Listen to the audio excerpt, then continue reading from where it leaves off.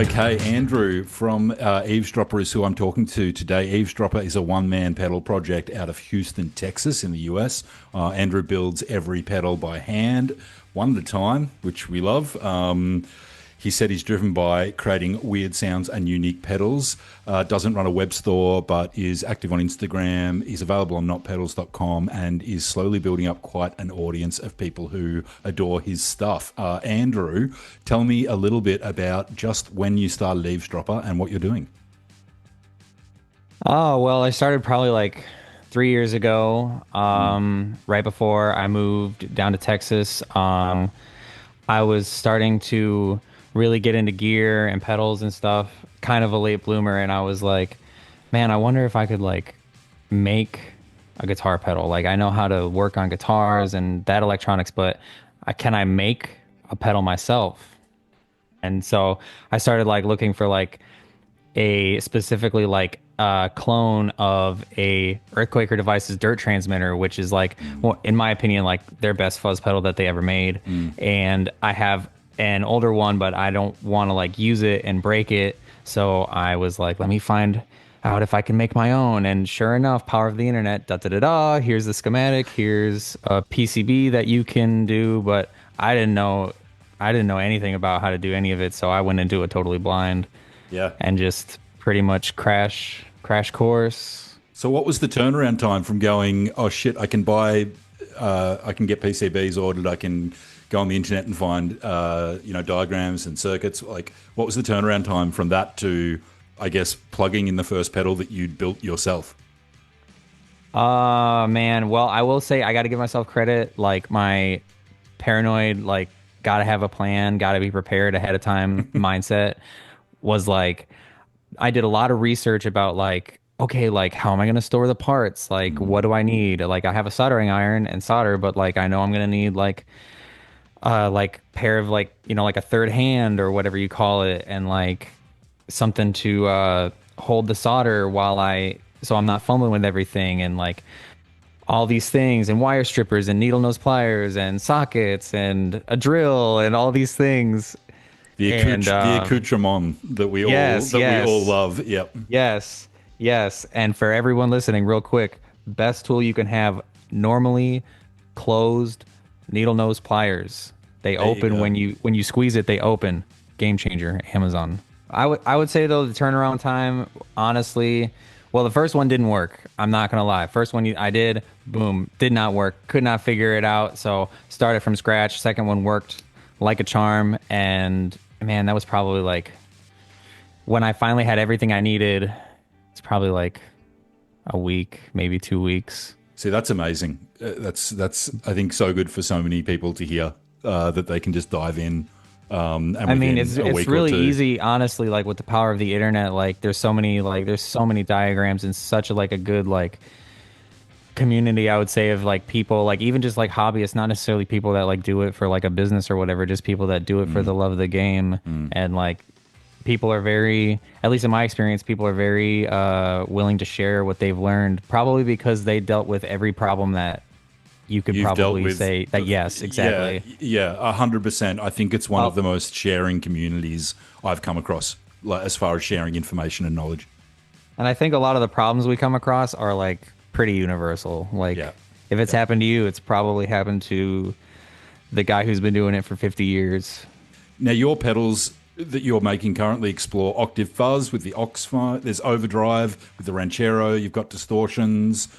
What sparked your interest in these sort of dynamic circuits, and how did you, I guess, take them on to create something that's uniquely eavesdropper? Honestly, I really like aesthetics. I like the way that things look. Um I bought some pedal books. There was this project, I think it was called like Stompbox Books, or I forget exactly what it was, but it was two books, and if you bought both of them, it was called like the brick. And I just remember like I want the brick, I need the brick. So I pre-ordered it, and it was one book was like vintage and rare pedals, and another one was like 100 famous pedals, like pedals that were famous in the music world, I guess, like your fuzz faces, your specific wah pedals, your obscure weird things like your modulation pedals, things like that. Classics. Yep. Yep. Yeah, but also sounds like tones from bands and stuff. Like I'm not gonna lie, I'm a huge like Queens of the Stone Age fanboy. Like I think that those tones are untouchable. Um, but in that book, for example, like right early on, there is the DeArmond square, what is it called? The DeArmond square wave generator, I believe is what it's called. It's like it's schematically, if you're a nerd, it's basically like a DoD 250 MXR distortion plus from like a hard clipping distortion from the 70s, but the way that it looked, just the knobs and the huge, like it's like a huge folded metal enclosure. It was like an off-white with green text. It just looks so badass. It looks so cool, and I was like, man, that's so cool. And I was like learning how to, like, I was in the pedal thing, like doing like at this point, like I had made like other clones of pedals that I was like, hey, I could build this instead of buy it, which I mean, there is something satisfying about being like, I made this, it's mine. And like I picked the knobs and I did the color, and like it's fun. It's like one big art project, honestly. I was talking to Fruit Effects recently, who make amazing aesthetically driven pedals, I think, as well, or as what you're talking about.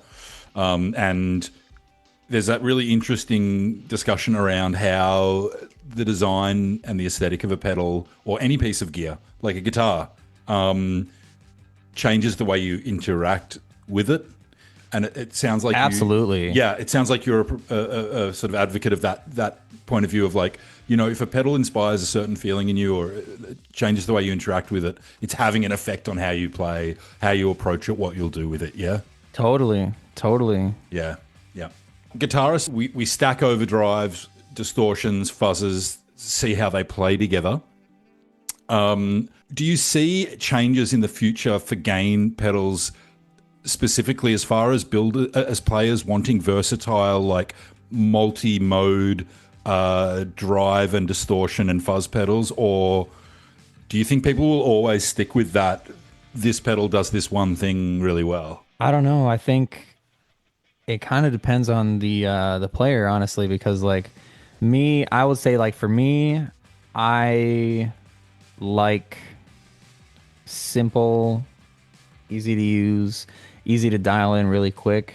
Like, but also there is something to be said about stuff that's complex. Like I have the DoD rubberneck delay on my, like what I call my daily driver, my pedal board that I use to like write and like test stuff out with. And that's pretty complicated.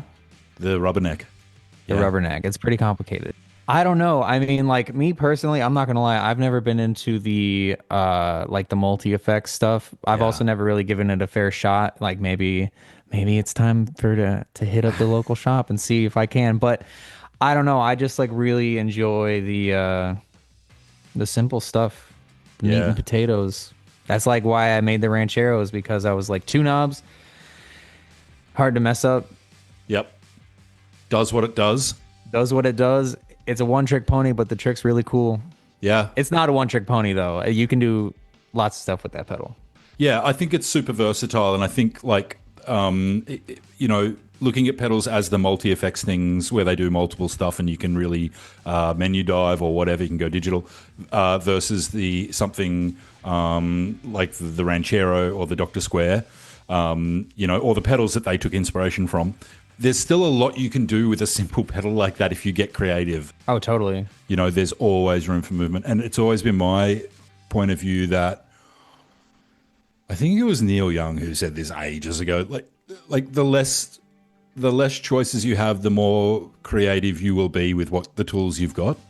Totally. I didn't know that was something he said, but I've heard like basically similar things from many people over the years of like doing music stuff. Like when limitation will make you more creative, and I totally feel that way. I mean, what do you think the people were doing when they just had amps and guitars and they didn't have pedals. Making fucking amazing albums. Or like look at Hendrix, and like all he had was like a fuzz face and Yeah, a like univibe, and he yeah. made like you go listen to a track like Machine Gun off Yeah. the Band of Gypsies album, and you're like, oh, that's a guitar, not like something exploding. Yeah, it's beautiful. I also want to add with the digital stuff, I'm not like a gigging musician, so that's a whole nother thing. Maybe we can talk about the Sometimes you new need Boss the pedal. option. Oh, let's not. Yeah, let's not. I want to talk about Houston a little bit where you're from. You hand build everything there. How do you manage? I'm always curious how smaller builders manage quality control and sort of self-checking at such a small scale. And does like that one at a time approach give you more time to sort of, I guess, ponder or iterate on circuits that you're doing? Like, how does quality control work for you? And does that one-on-one relationship with each pedal, because you're not doing it at a massive scale, what's that relationship like? You spend time with a Ranchero, you're building a Dr. Square or whatever. I'm curious how that sort of very hands-on, one at a time approach affects things like quality control. Oh, that's a really good question. I don't know. I think I'm kind of particular. I'm kind of like, I'm making it. Part of it is like I'm making a product, and I want it. I want it to look good. I want it to look like I give a shit about it. You know what I mean? Like hand, and also like hand wired stuff. Just it can look really nice and really clean, or it could look like a rat's nest on the inside. Yeah. And all, but like, for example, like when I started getting into gear and like figuring out how to build pedals, I would like open up other pedals and be like, oh, so they did this. Oh, and that looks really nice like that. Huh. Maybe I should try that out. And so like I implemented that into like when I started learning how to use the CAD program to do my own PCBs and stuff. But on the topic of quality control, I want to say that when I was first starting, there was a guy that I found, Kaisertronics. I think he's in Seattle now. I think, man, his stuff, he does like vintage, like NOS, like old school style fuzzes and overdrives, and they just look insane. Like when I saw them, I was like, that's the standard right there, that's it. And I kind of like became like, and after that I kind of became like, I was like, man, like that's like, I hate to say competition, but like that, it's not competition, but like it's a benchmark. That's a benchmark right there. That's like what other people are seeing. So it's like, if I want to like make an impact, or have people go, oh, that's nice, like it needs to look at least that good. Yes. And so I became more particular after that, I would say. Once you're building out a circuit and you're you're making them one by one. I'm curious how much you want to iterate as a maker. Like if you're building a pedal and you go off, do you go off on tangents and go, what if I do this? What if I do Totally. this? And if you do that, how often does that lead to you genuinely going, okay, I've got a new pedal I want to build. I've got a new model. Yeah. I would say, man, it's probably like, man, the Dr. Square went through like 3 or 4 revisions before I finally was like, this is it. I mean, no lie, I had stock of Dr. Squares sitting like on the shelf, ready to go, ready to ship out. They were listed on Reverb. Yep. And I had the breadboard on my bench, and I was like playing a Dr. Square before I was going to ship it out. And I was like, I don't know, it kind of sounds better on the breadboard. And then I was like looking at it and I was like, like what if I do this? And so I opened up every single one of those Dr. Squares and changed and did the quote revision that I had on my breadboard. Because I was like, this sounds better. This is what I wanted it to sound like. And that is the version that I use now in the current run of Dr. Squares. I But think like that's an example right there of like how many revisions does it go through before it goes out. I'm revising that. I'm changing it when they're on the shelf. So if you want, and that's true, that is true. There are like some of the eavesdropper pedals that are out there right now are not the same as the ones I do now. yeah, So if you're like a nerd and you're like, I want the one that sounds different, get your hands go get on it. that. I Go think get it. any customer of Eavesdropper who's considering or has bought one of your pedals would absolutely love to hear that. That you know, you care about it enough to go, I've got these on the shelf, they're listed on Reverb. This sounds a little bit better. Like, this just sounds a little bit more good. I'm going to change them all. That's like a sign of someone, I think, who gives a shit about what they're making. I just really want it to be the best it can be. Yep. Now, I'm going to go on more about Houston. Houston isn't... I don't think Houston's like a hotbed. I could be wrong because I'm not there. I don't think it's like a hotbed of like pedal scene. Is that true? There is another person here. I actually just recently got in touch with them over something that I something that I couldn't figure out that a local musician gave me, and I reached out to them. Retrograve pedals, but and his stuff is fantastic.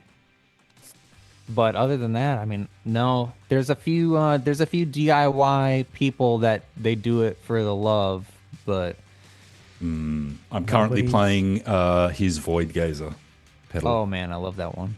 I love that. Wow. Yes, very great. I guess fellow Texan builder from your neighborhood. How has being based in Space City influenced your sort of...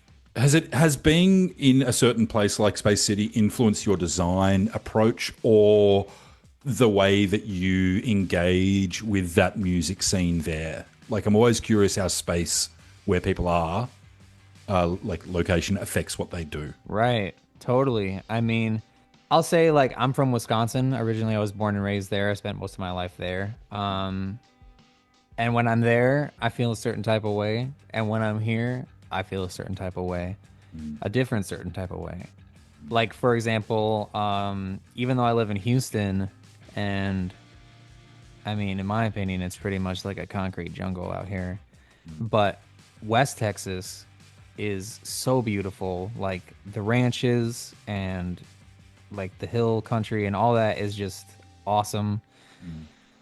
And so like I really like that Western aesthetic, like the cowboy stuff. I'm a sucker for that stuff. I love that, like the bolo ties and the cow skulls and the buttes and the fences and the tumbleweeds and the tumbleweeds, yeah, and the sun. Like, and that was and like that was kind of, and like I'm a big ZZ Top fan. Yeah, they're from Houston. Yep.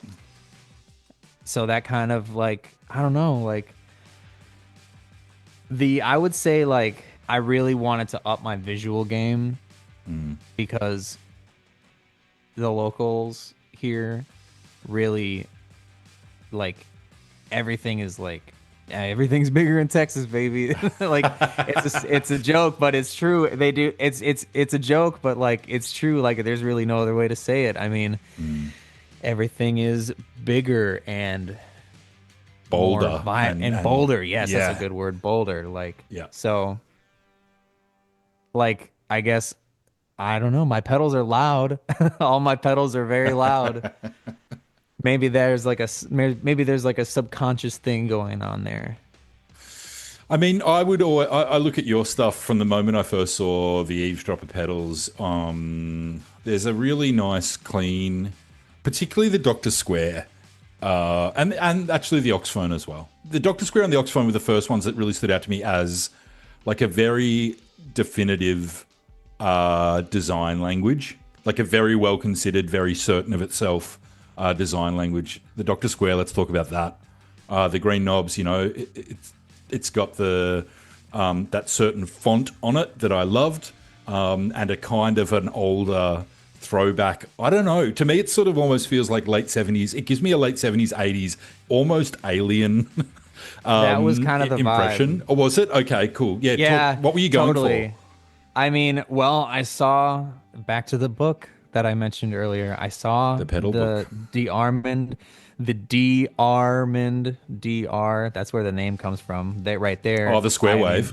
yeah, like I was like I was like de-armand square wave. DR square, Doctor Square. There it is. That's the name right there. And like it sound like I was like no shame in that. I got no shame in that. But it was like from the 70s, and I I get a lot of like art and like design stuff on my social media now, and like a lot of like font stuff.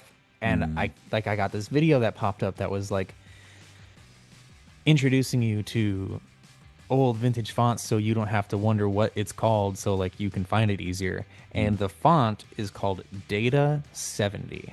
Data 70. Boom. And it's everywhere. It's everywhere, and like, you know, you can like warp it and manipulate it to like stretch it to make it look like all thick and like very alien like. And I just went on, again, power of the internet, baby. Use it or lose it. And I went on there and typed in like Data 70 font generator and typed in Dr. Square, and I was just like, badass. That looks so good. Typed in eavesdropper. Boom. I was like, that looks so good. Run with it. Just like, I'm a big proponent of like, do what you love. If you like it, who cares? Like, as long as you like it, as long as you like the way it looks, like, that's Yeah. all that really matters. But like, also, like, I get super like, I guess like the word is nerdy. Like, there is a grid on there. Like, you can only see it at like a certain angle, like a grid line, because I was like, I want it to look like it's on a piece of graph paper. Oh, yeah. I can. I'm just Like, looking at it's the Doctor because my Square notebook, now. that I draw all my schematics and stuff in is like grid paper. Is that So all my grid on the doodles, Doctor all my Square? Is that imprinted in, or is it just white? It looks it's almost printed imprint. on. It's printed on. Yeah, it's UV printed on. It just screams to me like I've been watching that Alien Earth. I don't know if you've been watching Alien Earth, the new. I've been meaning to get around to it. I'm a big nerd of that, but Yeah, it's a really great like TV show aesthetically, and it just the whole those era of 70s and 80s like sci-fi slash horror films of the text blinking on a like the green text blinking on like an old CRT screen. right. Yes. That Doctor Square just really reminds me of that, and then that leads me into thinking about Devo for some reason, and I just the way that design can influence the way you interact with something. I think it's great. I think you're a really good example of that. Shipping. Let's change tack to, you know, you're a small builder. You're based in the US. I'm curious what your experience has been recently with procuring parts, the logistics of sending pedals to people. Have you been affected by the changes in the tariffs or the international shipping that's happened, particularly in the last couple of weeks? Has that affected Eavesdropper much? Luckily, I kind of stocked up on everything before all that, before the proverbial shit hit the fan. Yeah. And but I will say I have been waiting on an order for like over like a parts order for a restock for over a month now, but it's supposed to get here tomorrow. So once I get that, I will be up and running, baby. Let's go. But um I haven't really been affected by that so much. I feel like I was kind of paying attention to all that, and Yeah. I saw the writing on the wall, so to speak, and I was like, all right, let's maybe scrounge up a little bit of extra cheddar to Maybe what do grab a we couple extra need? cans. Yeah. Yeah, Yeah. exactly. Okay, that's cool. I sort of small builders like you, I guess boutique builders often innovate pretty heavily, while you do see the bigger brands, I guess, become a bit more of a, cruise liner. They can't turn as quickly, maybe. They've got different considerations compared to a small builder who can come up Right. with a new design, breadboard it, iterate on it, and ship it. Do you, where do you see, I guess, Eavesdropper going in the next couple of years? Have you got, are there new designs in the back pocket that you're like willing to talk about, or is there new stuff that you're looking at doing? Totally. What does the next couple of years look like for Eavesdropper? Um, well, I got two in the books right now, like ready to go pretty much. I Nice. got one that it was ready. I had the art ready to go, and I had the circuit ready to go, and I actually have like prototypes of the circuit like out, like people are using them, but I am changing it. So that might be something different later, but I'm like doing a quote revision right now. Like it's on the breadboard, I'm doing that. It's like a I mean, I'll say what it is. It's kind of like a it's a soft clipping overdrive, and it's got Yes. some active tone controls to it. If you Nice. know the difference between active and passive tone controls for the nerds I out think there. most of our listeners are pedal It's nerds. really loud. So if you like loud, it gets really dirty also though. But that's all I'm gonna say. Nice. It's loud and dirty, soft clipping. And then I will say that Eavesdropper is dipping its toe into the modulation world. That's all I'll say. It's That's all I'm gonna happening. say. Okay. Yes, yeah. Love the hearing that you're dipping into modulation. I think It's my favorite. It's my same. favorite. Same. Yeah.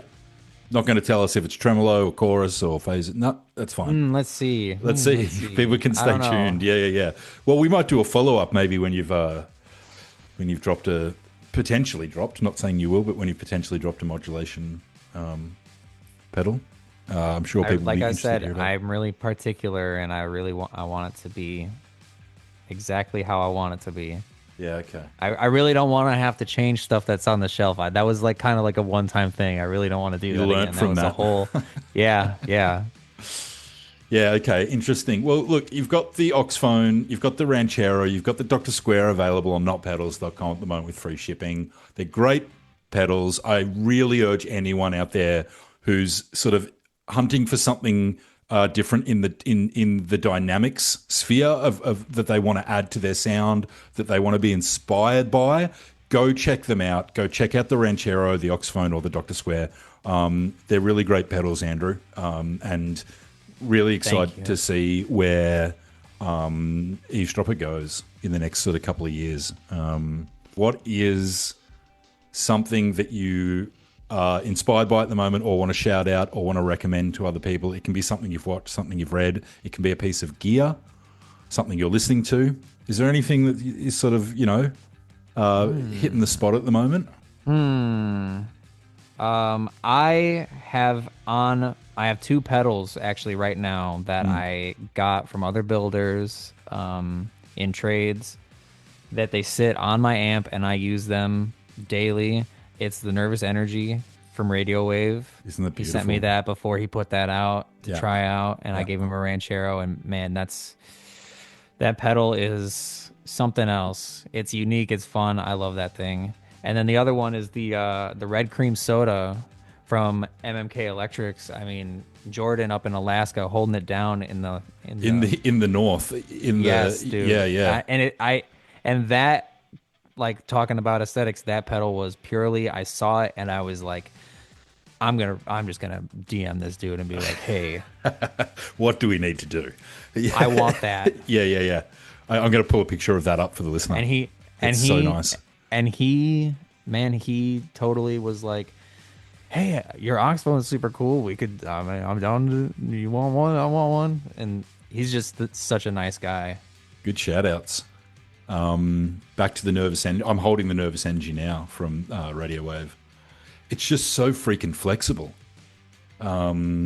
The low gain settings are underrated. Low gain's okay? beautiful. It's so If you're responsive. listening, if you have one of these, if you bought one because you're like, I like Wall of Sound, I like Fuzz, I like crazy scooped mids. Like that's cool. All that stuff's cool, but you should try low gain settings. Yeah. You should try low gain settings and stack it with other pedals. It kicks ass.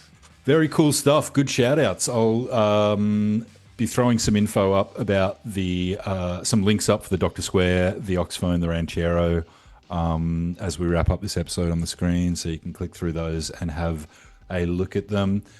Andrew, it's great to talk to you. I'm really glad you're on NotPedals.com because I think your stuff is incredibly high quality and exactly what a lot of people are looking for. So thanks for taking the time. Man, thank you so much for the kind words. Ugh, you're welcome. It means a lot. It's just me out here, so it really does mean a lot. Other people make it happen, but it's just you out there in Texas where everything is big, you know? Everything is big. Everything is bold. Texas. Yeah. Yep. All right, man. Until next time. Yes, sir. Thanks for joining us, Andrew.